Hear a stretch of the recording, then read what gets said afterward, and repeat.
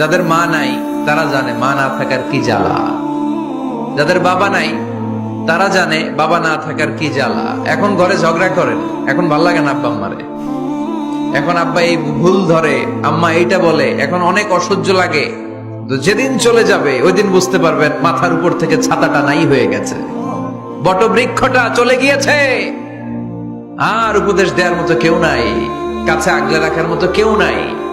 এজন্য আব্বা আম্মা থাকতে আমরা যেন আব্বা আম্মার কাছ থেকে দোয়া চাই। আব্বা আম্মার দোয়া কোনোদিন আল্লাহ তাআলা ফিরিয়ে দেয়। মায়ের মর্যাদা অনেক বেশি, বাবার চেয়ে 3 গুণ বেশি, কমসে কম। কয় গুণ বেশি? মা মা মা, তারপর বাবা। 3 বার মা। কয়বার মা? 1 বার বাবা। তার মানে মাকে ইসলাম দিয়েছে স্বর্ণ পদক, দিয়েছে রৌপ্য পদক, দিয়েছে ব্রোঞ্জ পদক, আর বাবাকে দিয়েছে সান্ত্বনা পুরস্কার। আমরা এটা নিয়েই খুশি, ঠিক কিনা? তাহলে মাকে 3টা পুরস্কার, স্বর্ণ পদক মা, রৌপ্য পদক মা, ব্রোঞ্জ পদক মা, বাবারে দিছে কি? সান্ত্বনা পুরস্কার। এজন্য মায়ের মর্যাদা বেশি। লাউ কাতা'তা জিলদাক, চামড়া কেটে যদি মায়ের পায়ের জুতা বানিয়ে দাও।